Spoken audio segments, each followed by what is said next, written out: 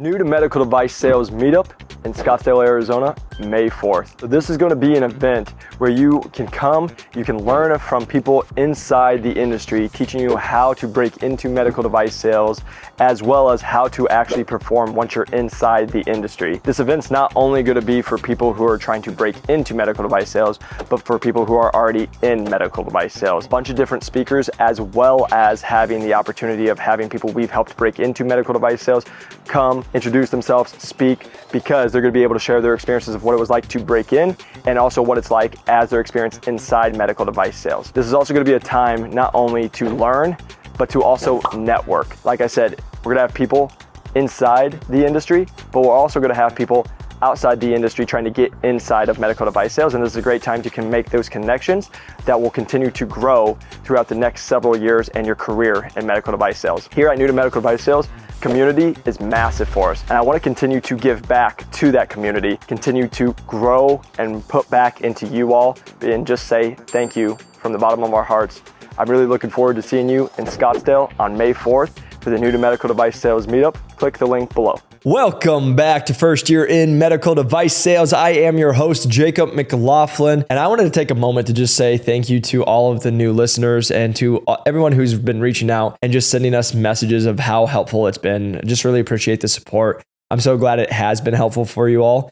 And I just want to say thank you from the bottom of my heart, because it's always fun to just watch you all have success. It's truly why I do everything I do, is I just love watching other people win. So it's been so much fun, but I appreciate the messages. So I wanted to make one that can be extremely helpful for you all, because this is something very common that comes up, and it was something I was able to do with my career. And it's how to fast track your career in medical device sales. So no matter if you're an associate rep trying to get to a full line rep or a full line rep trying to get to a regional manager, whatever it's going to be, I wanted to just take a moment on how you're able to do that in medical device sales. Again, if you guys don't know, I skipped the associate, went right in as a full line rep, took the lowest performing in the top 10 at Medtronic, and then from there went and was a regional sales manager, ran the whole Western United States for Innovis Medical. And so the reason I'm just telling you guys this is I was able to do it in my own life. I was able to do it in my own career. I wanted to share some of the tips that I did. For me, being able to fast track my career, number one was learning the job duties that I needed to know in my current role and doing them very well. And you guys might be like, well, duh, Jacob, that just makes sense.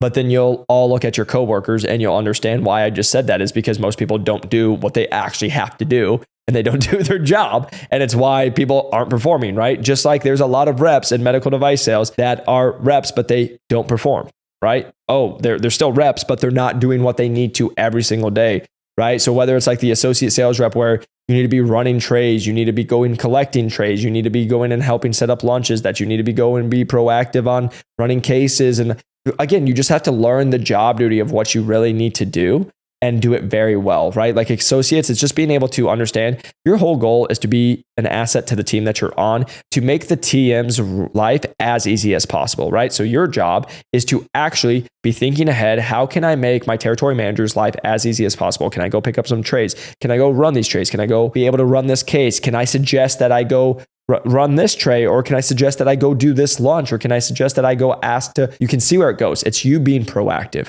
That's the biggest thing I see in associate sales reps. Territory managers, it's just, again, being able to do your accounts, like be able to be proactive, account management, grow your accounts, do lunches. Like everybody knows the stuff that we're talking about. It's why you guys are in the industry, but it's understanding what you actually have to do, because so many people will be like, oh, they can go do account management, but they don't know how to cold call or prospect, right? Well, if you don't know how to do those things, you need to learn how to do them. That's one of the biggest things is whatever your job that you're currently in, you need to know what you actually need to do in it. And this can be a simple talk of like who your regional manager is like, what are you looking for? What is going to help me excel? What is going to help me move up? I want to be the best top performer. They're probably going to just be like, do A, B, C, D.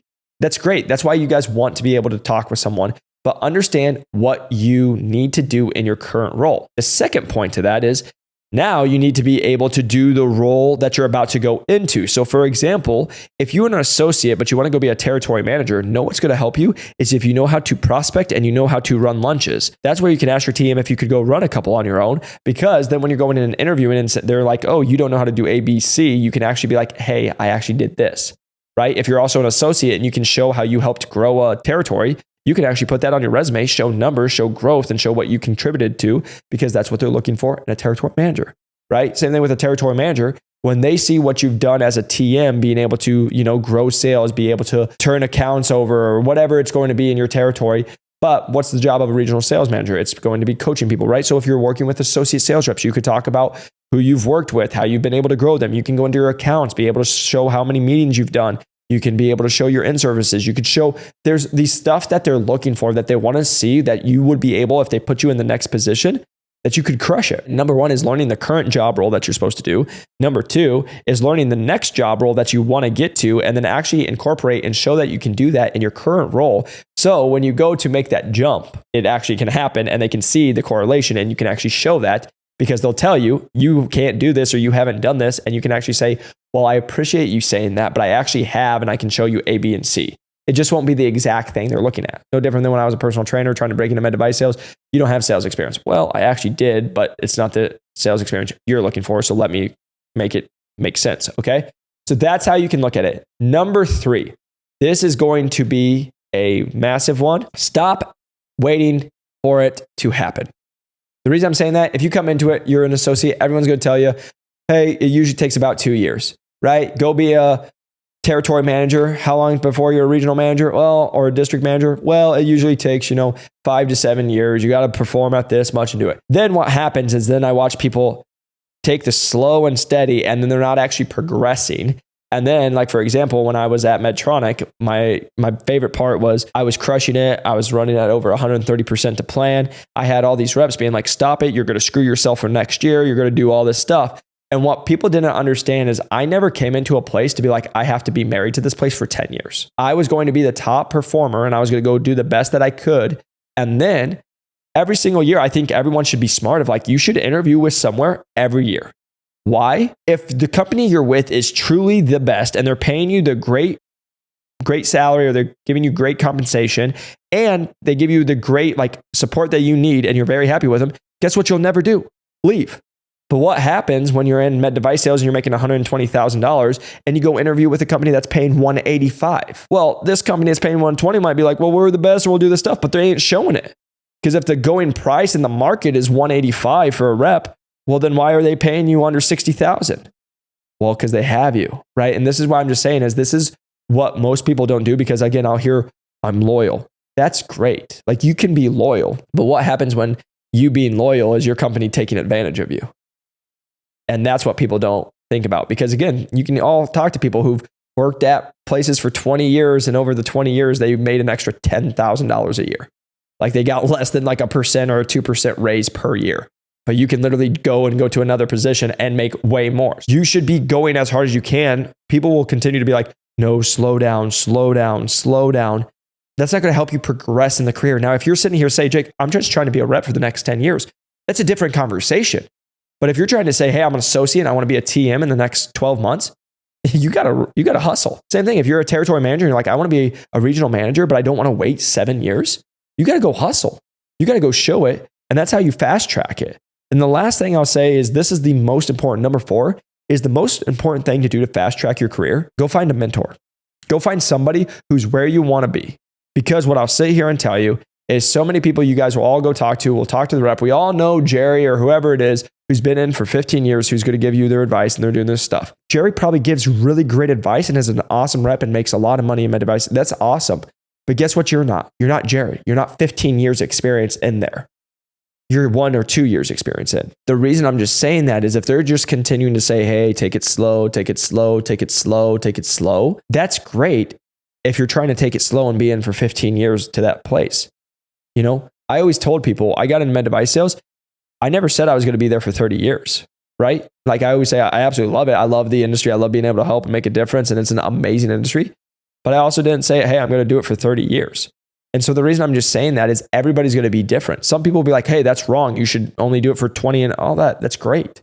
But what I'm just saying is this is a podcast for the people who are trying to fast track it, try to accomplish as much as they can and go after the goals as quickly as possible. And that's going to be going and finding a mentor who's where you want to be, and it can help you progress your career as fast as you want to be. It's always just a challenge when you're going and taking advice from somebody who's like, oh, just slow down, slow down, slow down, which is great. But just so you know, because you'll all be laughing when I say this, every type A personality that you say slow down to makes you just want to go faster, because that was the same to me. Everyone's like, slow down, kid, slow down. You're doing too much. And it was why I was at a higher position than they were in 2 years. And they still weren't there after 5, because I never slowed down, kid. I just kept going. The biggest thing is go find mentors, go find people who are where you want to be or have been in for 15, 20 years, but want to help you progress as fast as possible. Just because they've been in for 15 years, you just have to make sure that the mentor actually knows what they're doing, but also can help you do it. And they want you to do it, instead of being like, hey, Jacob, I think you're great. I think you should sit here for about 3 more years.